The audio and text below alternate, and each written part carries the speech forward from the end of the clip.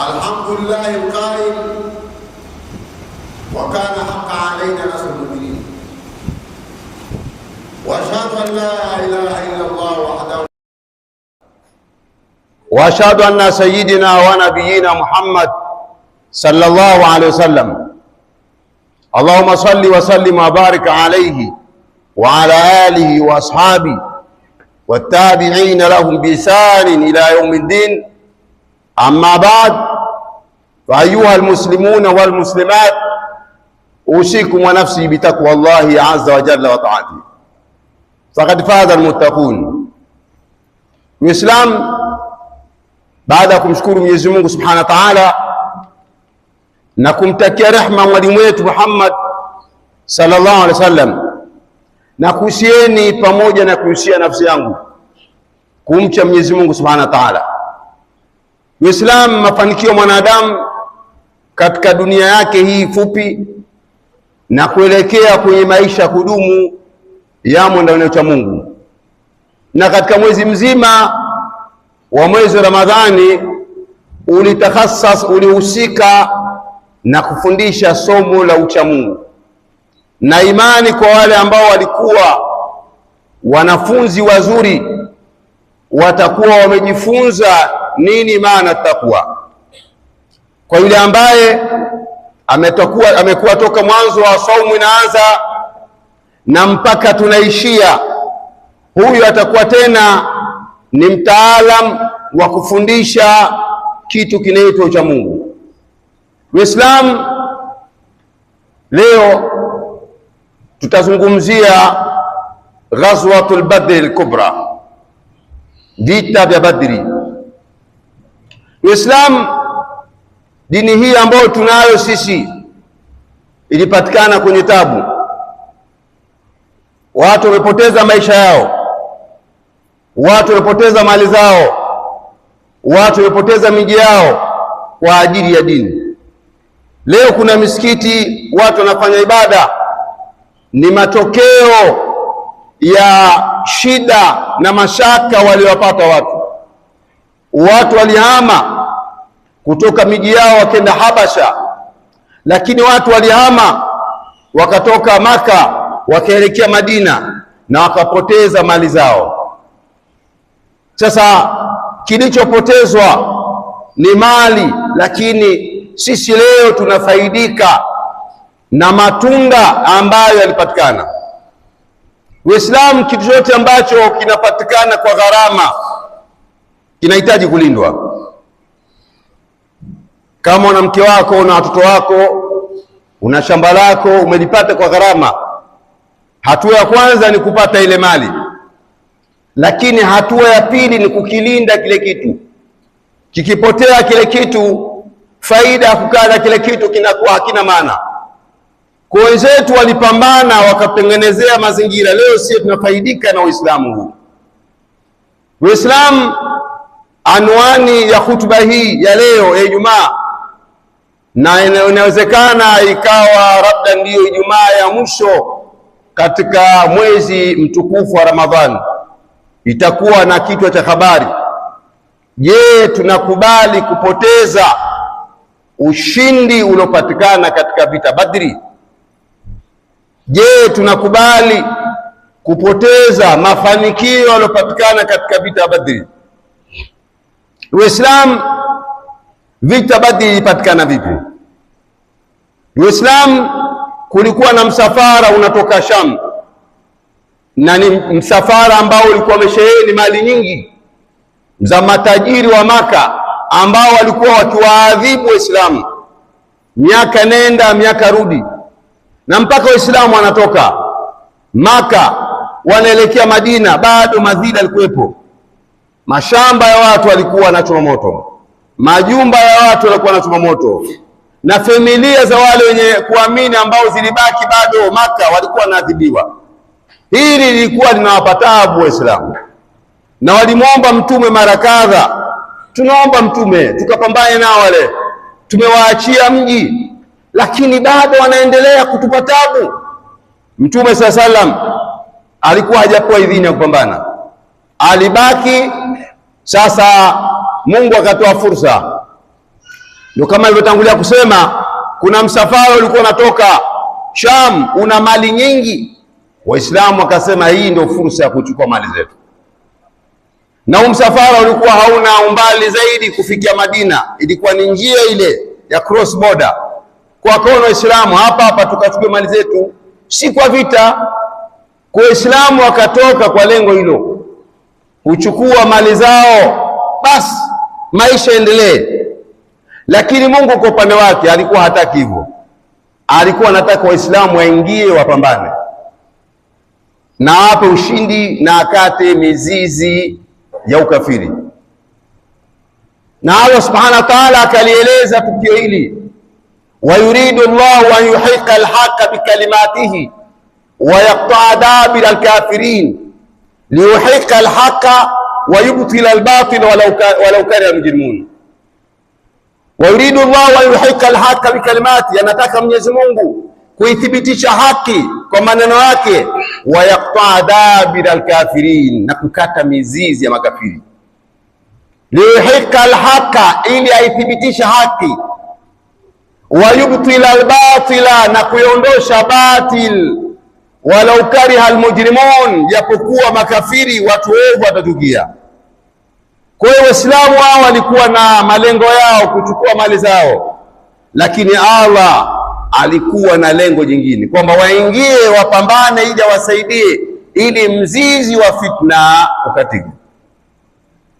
Makafiri kwa upande wao wakajua jambo hili ni vita kwao, wakajitayarisha kwa matayarisho makubwa ya kivita kabisa, na ilikuwa ndani ya mwezi wa Ramadhani. Mtume SAW akafanya mshawara na masahaba zake, akafanya mshawara na Muhajirin, na yeye Mtume ni muhajir, wakampa bai'a, akamwambia Mtume tuko pamoja na wewe. Lakini akafanya tena mazungumzo na Ansar, na akamwambia Mtume tumekupokea sisi tuko pamoja na wewe. Mtume ikamtia nguvu katika hili, akaona tayari yupo tayari kupambana. Sasa tunaingia katika uwanja wa vita.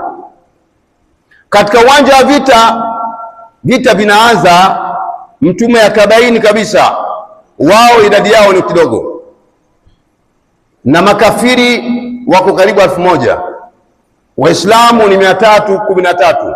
Hesabu haikubali. Kwa mazingira haya ilibidi Mtume na masahaba zake waombe usaidizi kutoka Mwenyezi Mungu.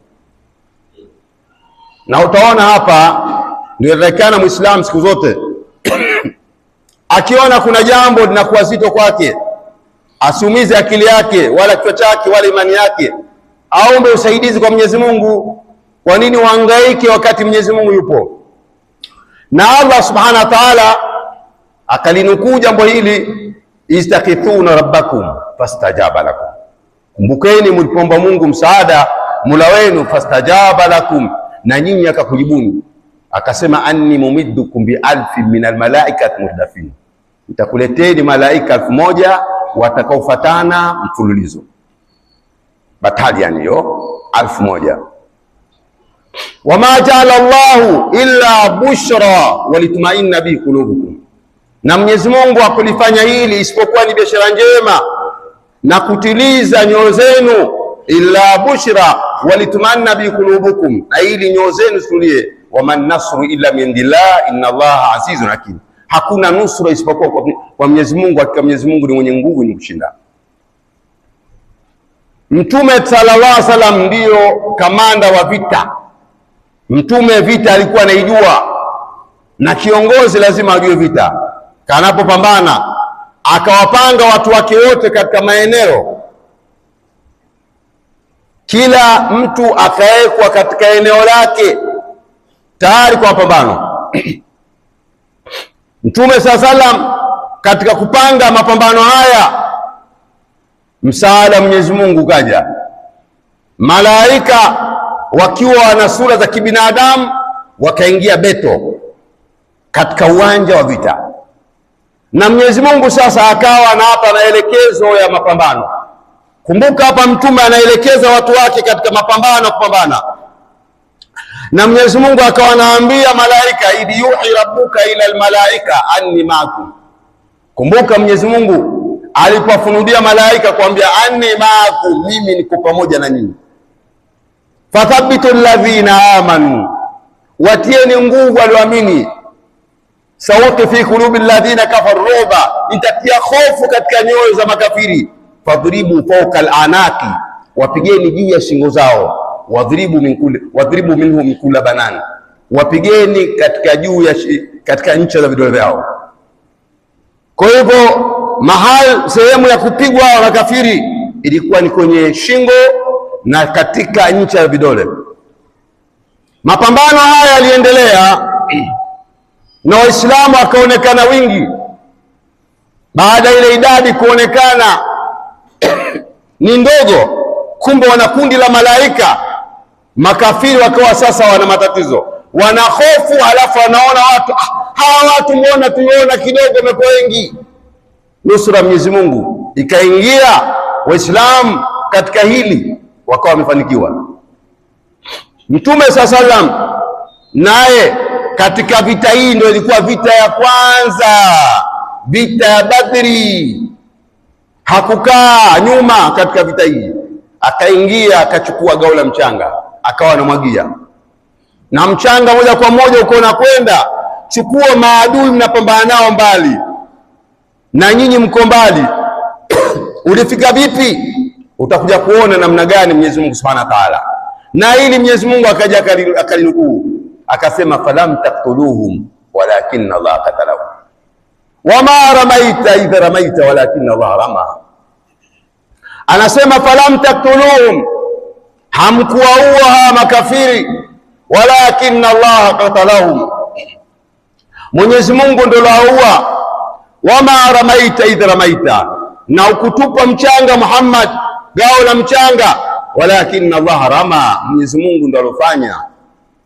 Waislamu katika vita hii walipigika, makafiri walipigika, wale masanadidi, wale viongozi tena walikufa vibaya, kwa sababu walikuja wamelewa na wakuja na wanawake wanapiga ngoma. Walikuwa na ile hamasa ya kuwamaliza Waislamu, wakauawa vibaya sana, na Allah Subhanahu wa Ta'ala akawapa ushindi. Na ndio maana katika vita hii akathibitisha yeye ndio alipigana vita, kwa sababu 313 haiwezi ikaingia na watu 1000 waliojipanga, tena wana hamasa, na watu wenyewe wamefunga. Uislamu ushindi ukapatikana katika vita hii. Makafiri waliuawa 70, wale mamwinyi wa Maka wale 70 na mateka 70. Waislamu wakapata shahada. Muhajirina wakafa 6, hawakufa maana wamekufa mashahidi katika vita. Katika vita lazima nanyi mufe. Muhajirin wakafa 6, Answari wakafa 8. Hawa ndio mashahidi waliojitoa kwa ajili yetu. Leo tuna Uislamu huu baada ya roho za watu kupotea, na ndio maana nikaeleza, je, ushindi tunaopata katika vita Badri tunauacha kwenye mazingira hivi hivi? Uislamu tunajifunza nini katika ushindi huu ambao Uislamu alishinda katika Badri? Tunajikumbusha kwamba nusra iko kwa Mwenyezi Mungu. Mwenyezi Mungu aangalii wingi katika jambo lote. Ile kanuni ambayo ipo katika ulimwengu, wengi wape si sahihi.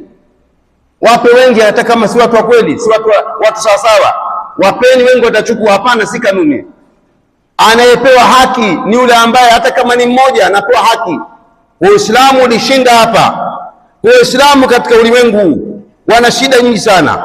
Kama Waislamu alishinda katika vita Badri, na Uislamu upo katika mazongo hivi sasa katika ulimwengu mzima, bado Waislamu wanao nafasi ya kushinda na kurudisha nafasi yao katika ulimwengu. Tuombe Mwenyezi Mungu Subhanahu wa Ta'ala atujalie minal ladhina yastami'una qawla fayattabi'una hasana. Barakallahu li wa lakum bil Qur'anil azim wa nafa'ani wa iyyakum bil ayati wa dhil hakim. Aqulu qawli hadha wastaghfiru li wa lakum wa li sa'iril muslimina wal muslimat wal mu'minina wal mu'minat fastaghfiruhu innahu huwal ghafurur rahim wa huwal barrul karim.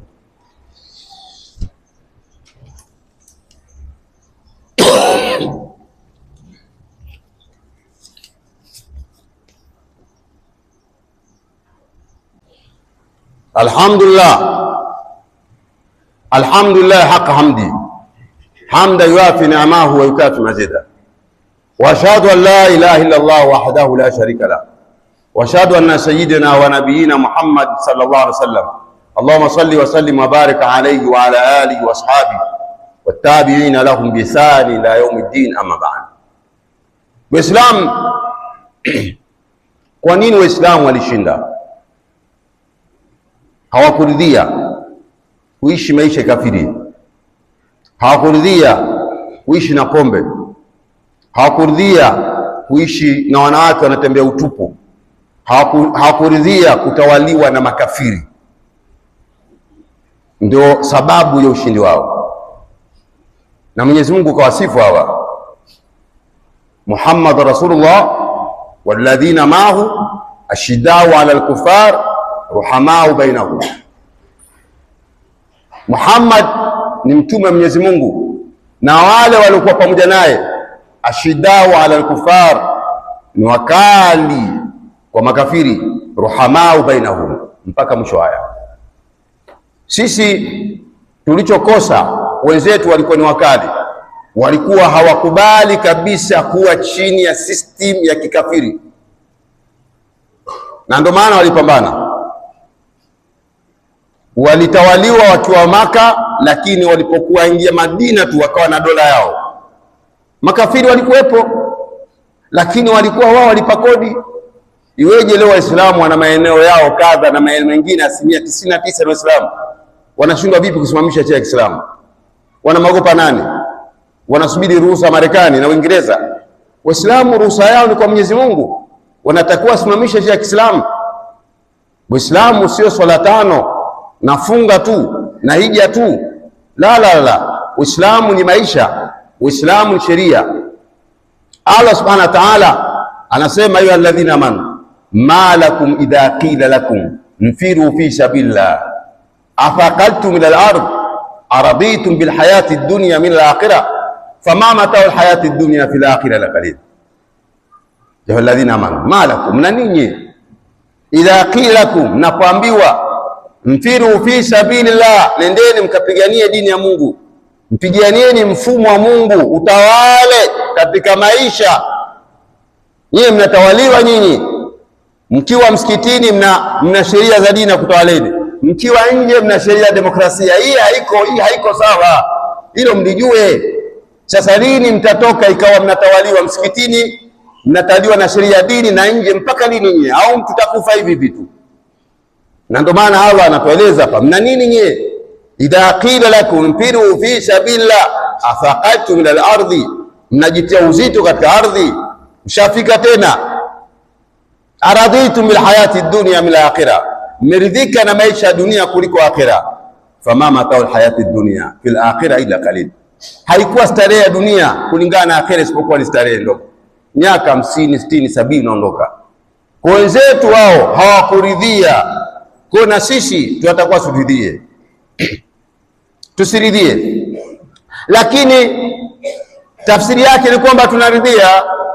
Kuna kuridhia na kutokuridhia, lakini kuridhia tunaridhia Waislamu kuswali swala tano, kufunga, kutoa zaka, kwenda hija, kufanya mashindano ya Qur'ani, na waheshimiwa wakubwa wakaja pale na tukalishwa sisi iftari za kila aina, na baadaye baada ya sikukuu tukarudi kwenye mambo yetu. Ndio Uislamu wetu. Watu wakafanya mashindano makubwa. Jamani, ndio Uislamu. tumeishia hivi, na kila mmoja akaanzisha taasisi yake na dini yake na utaratibu wake, na akaanza kumtukana mwenzake, akamtukana. Jamani, ndio hivi mtume alikubali hivi? Kama leo mtume anafufuka anakuja kuutizama Uislamu huu, anaweza kwanza, kitu cha kwanza ni kuivunja misikiti yote, kama alivyovunja alipokuwa Madina. Msikiti kama haufanyi kazi yake, msikiti hama. Kwa hiyo wao hawakuridhia. Je, hawakuridhia walifanya vipi? Walipigana vita. Ya ayyuhalladhina amanu, enyi mlioamini, kutiba alaikum qital, mmelazimishwa kupigana vita, wa huwa kurhu lakum, na hilo jambo gumu kwenu. Uislamu unaruhusu vita. Yule ambaye anazungumza kwamba ibakia ni jihadi nafsi, akasome. Mtume alipigana vita, kapigana vita Badri, kapigana vita vya Handak, kapigana vita vingi. Khaybara kapigana vita. Uislamu unaruhusu vita kwa kuhami dini. Waislamu walifanikiwa, wao walipigana vita. Mtume alipigana vita, kuna vita vingi mtume kapigana. Waislamu kama wanavyosema kutiba alaikum siyam, mmefaradhishwa funga. Sasa kutiba alaikumul qital, mmelazimishwa kupigana vita, kuhami dini yenu. Mkiona dini yenu mnazuiwa kuitekeleza, mmeruhusiwa kupigana vita. Kutiba alaikum qital wa huwa kurhun lakum wa asa an takrahu shay'a, na huenda mkachukia kitu kikawa na kheri na nyinyi, na mkapenda kitu mkapenda kitu. Asa an takrahu shay'a, huenda mkachukia kitu kina kheri na nyinyi, na mkachukia kitu basi kina kheri na nyinyi. Wallahu ya'lamu antum la ta'lamun. Kwa vita ni kitu ambacho watu wanachukia, lakini Uislamu ndio unayo nafasi hiyo. Kwa Uislamu kupigana vita katika ulimwengu bado ni wajiban makudhia, na ndio maana Uislamu atakuwa jiandae. Waislamu wajiandae, wapigane vita kuhami dini yao. Tumeridhia kuona mfunguo mosi vijana wetu wanakwenda huko, wanaipatabu serikali kwenye fukwe za kitalii, kwenye maeneo tofauti. Tumeridhia hivi, tumeridhia sisi kuona madada zetu wanaenda kujiuza, watoto wetu. Hivi tumeridhia kuona akina mama tunachanganyika nao gari moja, mwanamke na mwanamume. Tumeridhia hivi, tumeridhia kuona watoto wetu, wazazi wetu wanahangaika, wanaomba Ramadhani. Hivi hamuoni hii? Ukienda hivi sasa msikiti wa Mtola mwingine, watu wanaomba, watu wamekuwa maskini. Nani aliwatia maskini huu? Ni mifumo ambayo ipo katika ulimwengu huu, mifumo ya demokrasia ndiyo napata maskini. Uislamu hautambui maskini, umeweka zaka. Kwa Uislamu katika suala la vita, Uislamu kupigana vita ni wajiban makudhia.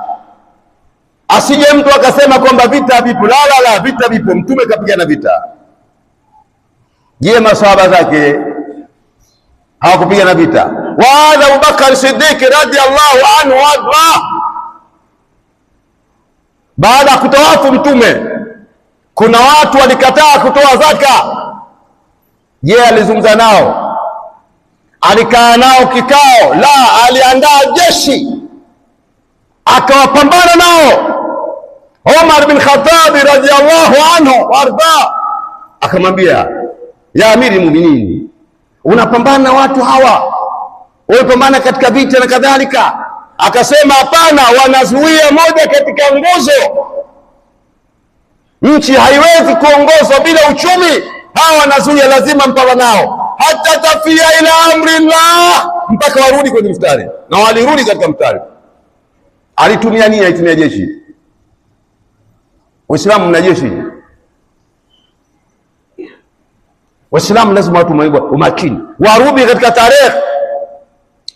Umar bin Khattab naye alitawala miaka 10, alipeleka vikosi maeneo tofauti, alizifungua, alitumia jeshi kupambana. Waislamu lazima warudi katika nafsi zao, wasome tarehe ndani ya Ramadhani. Ndio mwezi wa fathi. Ndani ya Ramadhani ndio iliteremka Qur'ani al-Karim, ambao ni mwongozo kwa mwanadamu. Demokrasia sio mwongozo wa mwanadamu. Qur'ani ndio mwongozo wa mwanadamu, sio demokrasia. Qur'ani iliteremka ndani ya Ramadhani. Fathu Makkah, Mtume alitia mkononi Makkah ndani ya Ramadhani. Vita Badri ilipigana ndani ya Ramadhani. Sasa sisi tunaridhia hali hizi? Uislamu huu tutakwenda peponi huu? Watu wanatembea utupu, watoto wetu wanaharibiwa na madawa ya kulevya, watu wanatembea utupu wanavyotaka, vijana wadogo wadogo wanakunywa, wanavuta bangi, wanalewa, ulevi kwa kila sehemu. Hili halikubaliki. Uislamu hauruhusu vitu hivi. Innama alkhamru walmaisir walansab walazlam rijsu min amali shaitani, pombe, kamari wa hakadha ni katika matendo ya shetani. Fajtanibuhu la'allakum tuflihun, jepusheni na vitu hivi mpate kufanikiwa. Jamii ambayo uchumi wake ni pombe ni jamii imekwisha kufa, mata, lazima irudishwe katika mstari, na watu ambao wanaweza kuirudisha jamii kwenye mstari ni Waislamu tu ambao wana mwongozo. Pombe ilikuwepo Maka, ikakatazwa mara kadha, wala takrabu salata wa antum sukara, msikaribie swala ikiwa mmelewa. Ikaja katazo la mwisho. Mtume yuko wapi? Madina, ana dola, indahu daula, ana dola. Uislamu ni dola, Uislamu ni dola. Ikashuka aya sasa, mamnuu alkhamri, innama alkhamru walmaisar walansab walaslam rijsun min amali shaitani fajtanibuhu. Wakaimwaga pombe yote Madina, ikawa nanuka pombe, wakaimwaga, wakasema intahaina. Mpaka lini pombe itakuwa haipo? Ni kinywaji cha watu. Hatuwezi kutengeneza jamii kama pombe ipo. Huwezi kutengeneza uchamungu kama watu wanalewa. Tunawatengeneza watu mwezi wa Ramadhani, mfungo mosi wanaenda kulewa. Sasa maana gani? Waislamu uchukue nafasi yake, utawale. Wenzetu Afghanistan wamepambana miaka 20. Marekani ameondoka katika nchi ambayo hakuna pombe katika ulimwengu, ni Afghanistan. Wanaume pale walijipanga, na dunia ikawa hawanasema hatuitambui serikali hii. Wakasema nyie kama hatumtambui Allah subhanahu wa ta'ala anatambua. Allah, wewe nani tukutambue nani? Afghanistan ni nchi ambayo sasa inafanya biashara na nchi kubwa ikiwepo Urusi, ina rasilimali nyingi. Fata Allah alayhi. Waislamu tusimame. Jamii ya dunia inahitaji Waislamu kuamka. Tukiendelea hivi hatuna muda mrefu tangamia. Madhambi yote ambayo yalikuwa yakifanyika zamani yalikuwa ndio sababu ya kuangamia jamii yanafanyika. Ukitafuta leo vijana wanaobakwa na kulawitiwa ni vitu ambavyo serikali ina mpaka inaogopa kutoa taarifa zake. Nani atazuia? Nani atazuia kulawiti? Nani atazuia madawa kulevya? Anayeleta madawa kulevya nani? Kwetu. Madawa kulevya sio kwetu hapa. Madawa kulevya yanatoka nje, yanaingiaje? Wachawi wataondoshwa vipi? Nani atapambana na wachawi? Kuna mamlaka gani? Umesikia mfumo gani unaokataza uchawi? Leo watu wanarogwa saa zote, watu wanawaroga watu. Mtu anarogwa mke wake na mtoto wake na gari yake inarogwa. Hawa wachawi wana nguvu. Hawa wataondoshwa vipi? Mfumo wa Kiislamu ukitawala unaondoka. Waqul jaa al-haq wa dhaka al-batil inna al-batila kana zahuqa.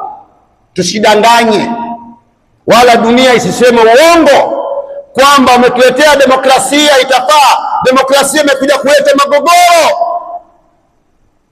Demokrasia inaruhusu uovu, demokrasia inaruhusu ushoga. Leo nchi za Ulaya wanalazimisha ili upewe msaada lazima ukubali ndoa za jinsia mbili. Inna lillahi ili haiwezekaniki. Wallahi, na hapa kwa Ijumaa hii na Ramadhani, ili haiwezekaniki. Watu wa Ulaya watafute pa kwenda. Afrika ni neno Islamu. Afrika kaifungua Mtume. Waafrika ndio waliomkubali Mtume, ndio waliompokea Mtume. Habasha wamemkubali Mtume. Waislamu wamepewa ukimbizi wa dini. Habasha, Ethiopia, mara mbili. Akiwa Mtume, akiwa Maka alipata adipeleke watu Habasha. Yuko Madina ikatokea mgogoro, wakaenda tena Habasha. Mbona wakwenda Ulaya? Afrika imeingia Uislamu kabla Madina Munawwara. Kwa Afrika bado ina neema, haiwezi kukubali wala hahitaji msaada kutoka Ulaya. Kwa taarifa zenu, Afrika wanasema asilimia kubwa ya Afrika kuna petroli, haijatumika. Afrika bado haijatumia bahari yake. Afrika haijatumia dhahabu zake wala almasi zake. Ni ardhi bado iko kibichi. Nijua Waislamu kurudi katika nafsi yao. Kilichokosekanika Afrika ni uongozi. Hakuna uongozi, hamna, mafishi. Tunazungumza kinaga ubaga, na hii ni Ramadhani Mubaraka, kwamba Afrika ichokosa ni uongozi. Sasa uongozi wake Al-Qur'an Al-Karim. Qur'ani kisimama, hawa wote wacha watondoka. Wallahi, Afghanistan ilipoingia sheria ya Kiislamu, waovu wote waliondoka. Walisema sasa hapa tawaliki hapa. Afghanistan ilipoingia sheria ya dini, watu wote waliondoka, wazinzi waliondoka, wachawi wakaondoka, wakasema sasa tumekwisha. Sasa Waislamu wasimamishwe Uislamu. Kama Waislamu waliweza kushinda katika vita Badri, Waislamu mpaka sasa wanaweza. Walillahi junudu samawati wal ardi, Mungu ana jeshi la mbinguni na ardhi. Wama ya'lamu junuda rabbika illa hu wama hiya illa dhikra lilbashar. Katika vita Badri Mwenyezi Mungu alileta battalion malaika 1000. Bado malaika wapo wanasubiri Waislamu waingie kutetea dini yao. Hawa makafiri wanawajua Waislamu. Waislamu kitakuwashinda, wabadilishie mfumo, waekee mfumo wa demokrasia, huko mwashinda, maana sio mfumo wake. Lakini ukiacha Waislamu na Uislamu wao hawawezi. Iyakum miatum yakhlibu miatain, mkiwa 100 mnashinda 200. Hao ndio Uislamu bwana. Uweza kushinda Waislamu. Muislamu ajue dini yako utamshinda vipi. Lakini kilichopo ni kwamba Waislamu wamepoteza mwelekeo. Ndio Uislamu. Ramadhani inamalizika, tuna jukumu la kurudisha mamlaka yetu. Uislamu sio swala 5 na funga na hija. Uislamu ni utawala. Uislamu umetawala mpaka Spain, jueni hilo. Uislamu umetawala Afrika Mashariki. Kulikuwa na dola inatawala Kiislamu, dola ya Kilwa ilikuwa inatawala pwani yote Afrika Mashariki mpaka Burundi, Rwanda huko. Endeni katika tarehe muone imeondoka vipi. Walipambana wazee wetu Wareno ndio kuja kusuluhisha matatizo haya, lakini kulikuwa na dola nyingine, dola ya Zanzibar. Iko wapi dola ya Zanzibar ilikuwa na tawala mpaka Msumbiji? Iko wapi? Aina minal mu'minina rijalun, wangekuwepo wale kina Abubakar kina Umar. Hao si watu mchezo. Mwenyezi Mungu anaita minal mu'minina rijalun, wanaume washoka, sio wanaume wa kutia mimba, wanaume. ya ayyuhalladhina amanu idha laqitumul ladhina kafaru zahfa fala tuwallul adbar. Mungu anasema ya ayyuhalladhina amanu, sikiliza nidaa, sikiliza hii taarifa. Unaitwa wewe ambao unazubana na mipira yako na gari yako, unaitwa ufanye kazi na Mungu. Idha laqitumul ladhina kafaru zahfa, mnapopambana, mnapokutana na makafiri katika uwanja wa vita, fala tuwallihim adbar, msiwageuzie mgongo. Ni bat, msiwageuzie mgongo. Kafiri hageuzi mgongo, ni mguu kwa mguu, ni jino kwa jino, hapo kwa hapo. Tumewageuzia mgongo wa jamaa, na ndio maana wanaingia katika miji yetu. Angalia miji yote ya Uislamu, miji yote angalia, yote kaiangalie, ni Tanga, Mombasa, mpaka Dar es Salaam, mpaka Mtwara. Vijana hao wote asilimia kubwa wanauza madawa kulevya. Inna lillahi. Tuzungumze sala, mambo ya kwasi, na mpaka wanawake wanafanya hii, ila mata mpaka lini mambo haya? Hatuwezi kuendelea hivi, si ndio mfumo. Kwa hiyo tumeambiwa tusiwageuzie mgongo. Waislamu, Ramadhani tumejifunza mambo mengi, na Uislamu sio dini ya kudhulumiwa. Kwa taarifa yenu, dini ya Islamu hairuhusu kudhulumiwa.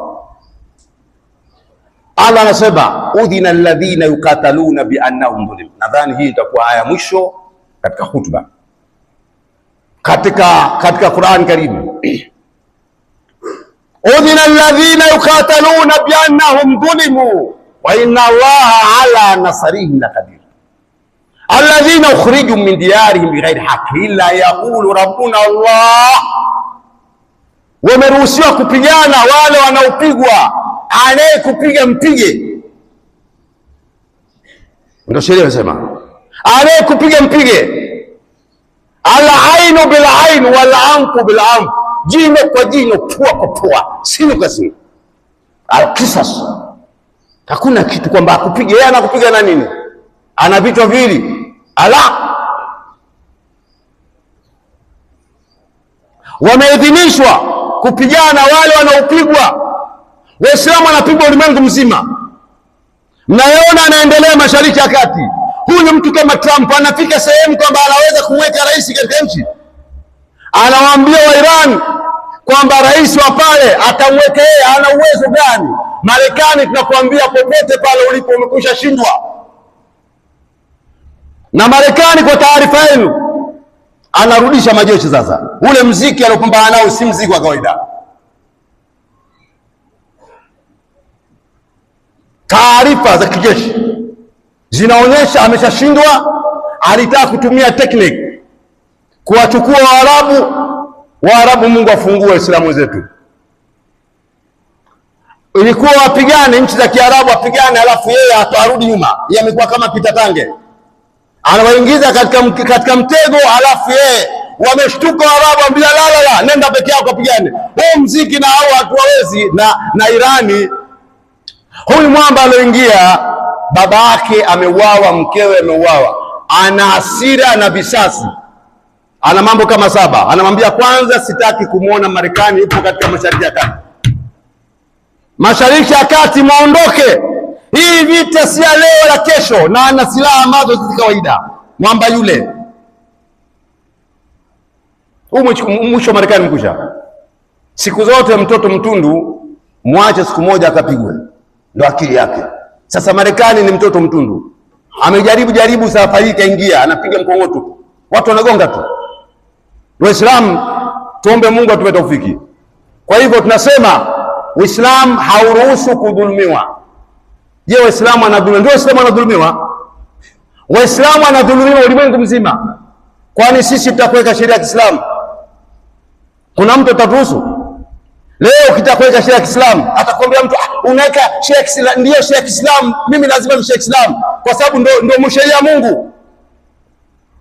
Waislamu wanadhulumiwa na ni haki yao kutetea haki zao.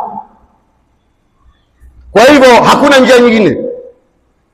Ya ayyuhalladhina amanu, enyi mlioamini, kutiba alaykum siyam kama kutiba ala alladhina min qablikum la'allakum tattaqun. Waislamu, ndani ya Ramadhani tumejifunza vitu vingi sana, Ndani ya Ramadhani tumejifunza Muislamu kuwa imara. Hii ni dini ya wanaume jamani, hii ni dini ya wanaume.